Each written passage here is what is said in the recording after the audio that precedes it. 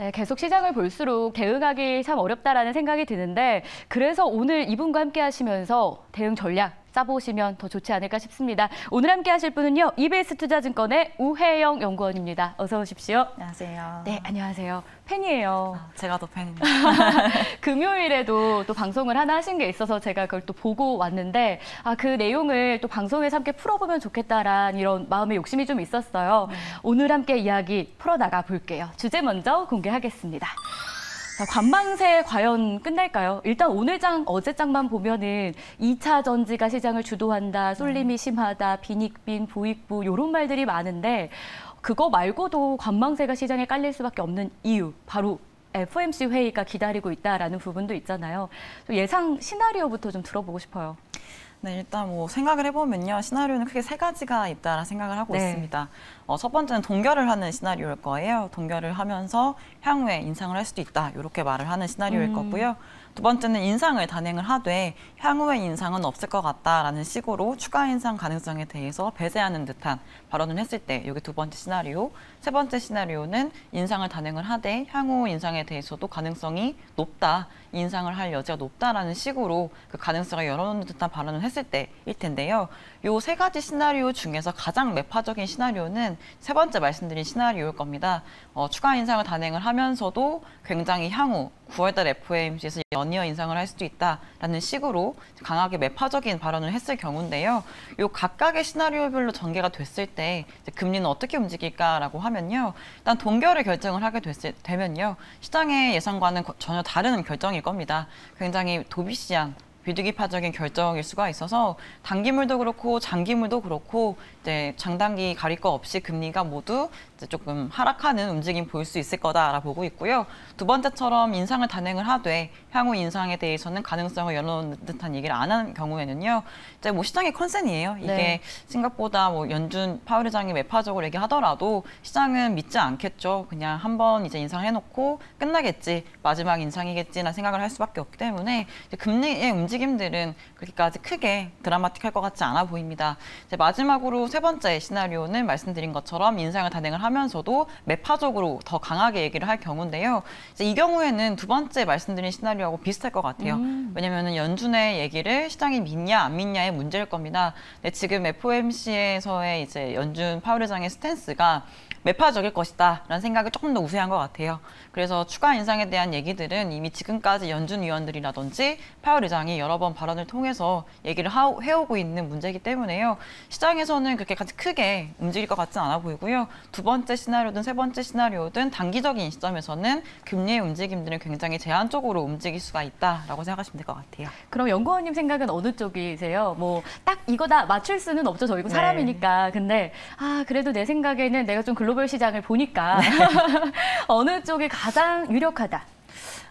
개인적으로는 일단은 인상에 대한 생각도 너무나 많이 하시다 보니까 인상을 해도 사실은 무방한 지표들입니다. 연준 위원들의 발언도 그렇고요. 실제 물가 지표라든지 고용 지표 역시도 인상을 해도 사실 안 해도 사실 무방한 지표예요. 왜냐하면 이제 향후에 추가적인 긴축의 효과들이 앞으로 나타날 텐데 이제 지금 당장 인상을 해놓고 기다리느냐, 기다렸다가 추가 인상을 하느냐의 문제예요. 그래서 이번 회의에서 동결을 하더라도 그렇게까지 놀랄 만한 일은 아닐 수가 있을 텐데요. 그래도 시장에서든 그렇고 연준도 그렇고 정책적인 여력을 확보하는 입장에서 제가 만약 통화정책 중앙은행 총재라면 조금 여력을 확보하는 측면에서는 인상을 해놓고 기다리는 게 조금 더 부담이 덜할 것 같거든요. 그래서 인상을 이제 하겠죠. 다만 이제 마지막이다라는 인식을 또 심어준다면은 문제가 뭐냐면요.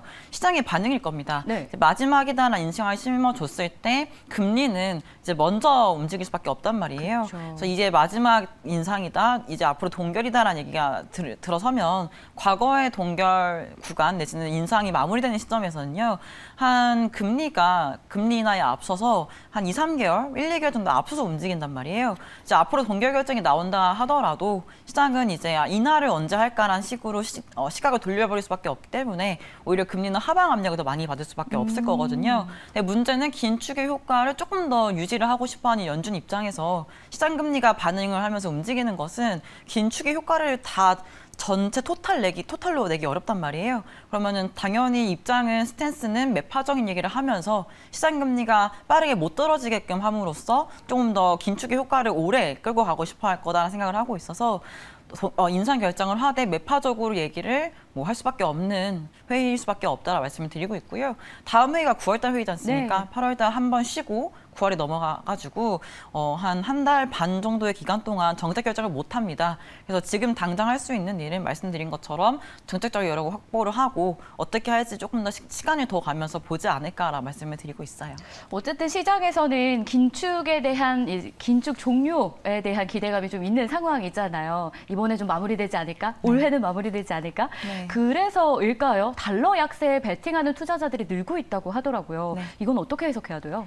네, 혼님 말씀 주신 것처럼 아무래도 인상 기조가 끝난다. 네. 인상 사이클이 마무리가 된다라는 인식이 너무나 강하다 보니까 달러는 자연스럽게 조금은 강세 움직임이 제한적으로 움직이는 모습인 것 같습니다. 더 나아가서 이제 유로화에 대한 기대감 내지는 엔화에 대한 기대감들이 함께 들어오고 있는 상황인 거죠.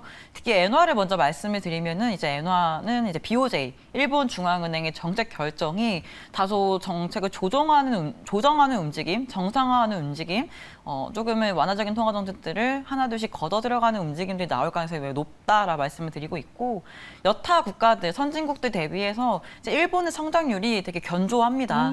미국이라든지 유로존도 당초 전망보다 괜찮은 거지. 이제 일본은 그래도 다른 나라 비해서 다이내믹함이 좀 제한적이에요. 대신에 성장률이 나빠 보이지 않는데 이런 수준인 거죠. 그래서 엔화에 대한 이제 강세 자체의 움직임들이 나타나고 있는 것 같고요. 기대감들인 거죠. 그다음에 뭐 기시다 내각의 정부 방향, 정책 방향도 내수의 활성화를 꾀하고 있는 모습들이어가지고 그런 것들은 이제 엔화 일본의 자산에 대한 매력도를 높이는 이슈를 작용을 하고 있습니다.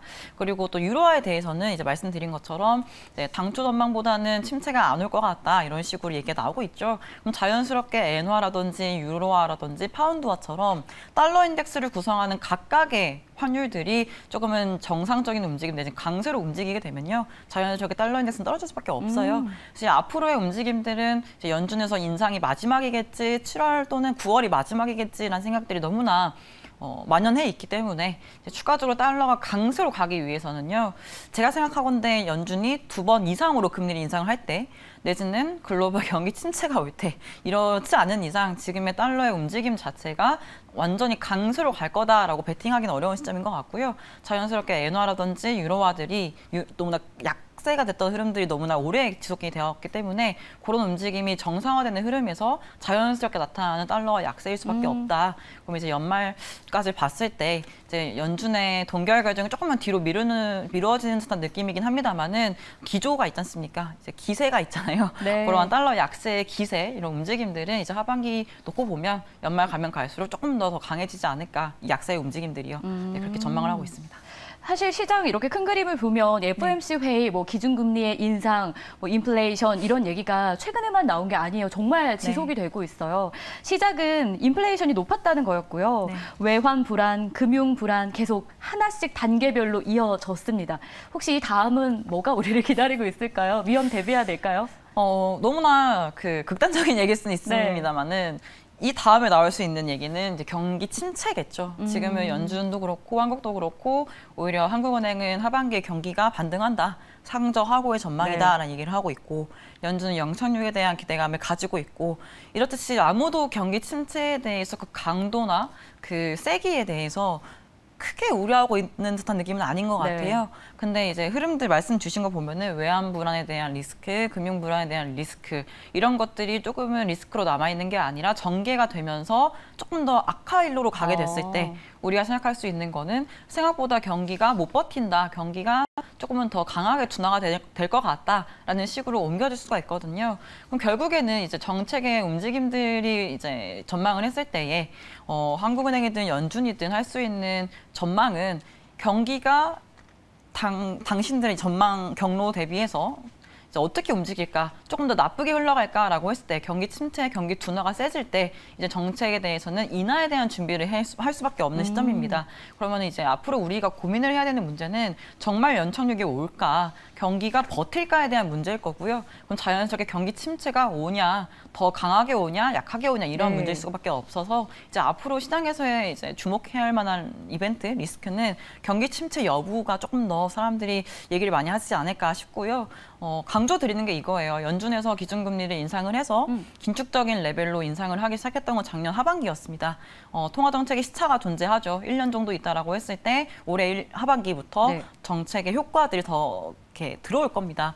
그러면 올해 3, 4분기의 경제 지표들은 지금의 우리가 본 것보다는 조금 더 나쁘게 부정적으로 나올 수가 있을 거거든요. 그럼 자연스럽게 연착륙에 대한 기대감은 점점 줄어들 수밖에 없을 거고 연착륙 여부를 떠나서 침체 오는 거 아니야에 대한 목소리가 4분기 되면 조금 더 올라와 있을 수 있다. 이렇게 생각하시면 될 것 같아요. 그러면 저희가 미국과 한국의 금리 차가 벌어지는 거에 대한 우려감은 어느 정도로 대비를 좀 해야 될까요? 영향 궁금해요. 이제 문제는 이거죠. 네. 이제 가장 원론적인 얘기는 환율 어떻게 될 거냐. 연준에서 추가적인 인상에 대한 얘기를 하고 있는데 네. 원달러가 잘 버티냐의 문제일 겁니다. 근데 이론적인 얘기이긴 합니다만 물론 금리 격차만이 환율을 결정하는 건 아니죠. 네. 그리고 과거의 역전 폭이 확대가 됐을 때 원달러 환율이 어떻게 움직였는지를 봐야 될 텐데요. 이제 과거의 역전 폭이 가장 확대가 됐던 경험이 2000년도 5월, 2000년대 초반, 2006년대, 2019년도 지금이거든요. 각각 역전폭이 확대되면 될수록 원달러가 올라갔냐, 상승했냐, 원화가 약세가 됐냐라고 했을 때 아니었습니다. 네. 오히려 잘 버틴 구간도 있고요. 오히려 원달러가 하락했던 구간도 있었습니다. 그럼 뭐가 중요한가? 이론적으로 원달러 환율이 역전폭 확대에 따라서 같이 올라갔던 때가 언제냐라고 하면요.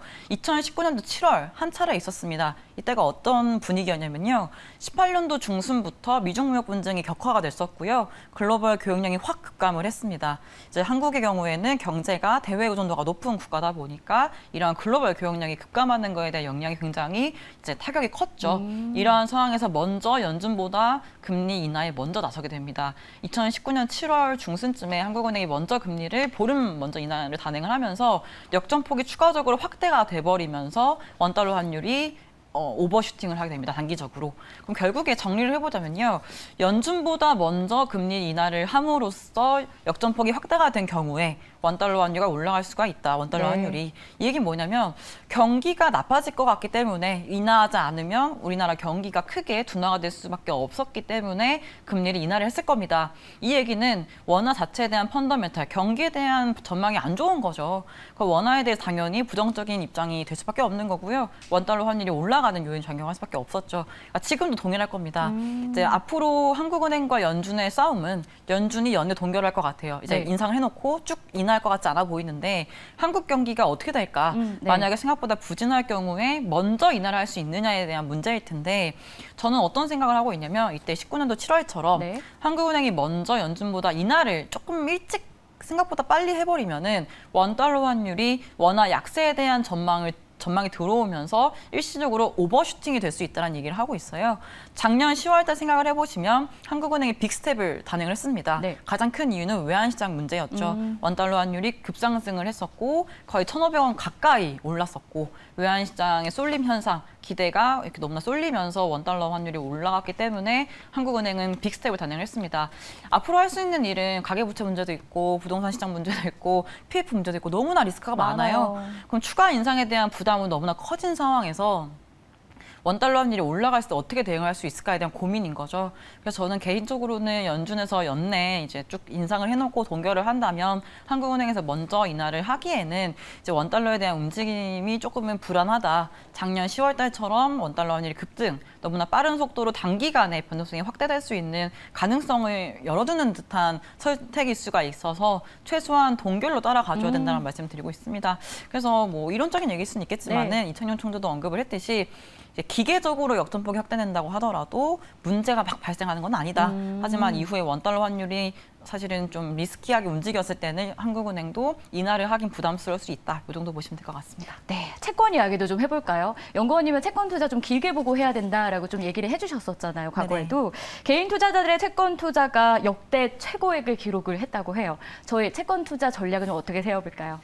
네, 이제 좀 금리가 가닥이 잡혀야 될 것 같아요. 지금은 좀 단기적으로 보면은 경제 지표 잘 나오면은 금리 올랐다가 네. 지표가 안 좋을 것 같으면 떨어졌다가 연준 파월 의장이 매파적으로 말하면 올라갔다 이런 식으로 막 변동성이 움직이기 때문에 조금은 중장기적으로 보라고 말씀드리는 거는 금리가 하락을 하는 추세를 타야 투자를 했을 때 이제 수익이 나죠. 왜냐하면은 뭐 중간에 파고 사고 이런 게 아니고 중장기적으로 접근을 하시는 분들이라면 금리가 추세를 타서 떨어질 때 들어가셔야 되는데 지금은 정책적인 분위기도 그렇고 경제 지표도 그렇고 금리에 대한 하방 압력을 높이는 요인이 조금은 많지가 않은 것 같아요. 그래서 사실상 통화 정책에 대한 가닥이 조금 더 잡힌 다음에 8월 잭슨 홀 미팅, 9월 FOMC가 지나고 나서 금리가 좀 추세를 타고 빠질 때 그때 들어가시는 게 오히려 조금 중장기적인 관점에서는 긍정적인 투자 시점이다라는 말씀들을 드리고 있습니다. 네, 좋습니다. FOMC 회의 미리 보기 저희가 오늘 우혜영 연구원과 이야기 나눠봤는데 시간 관계상 마무리해야 될 것 같아요. 오늘 말씀 고맙습니다. 감사합니다.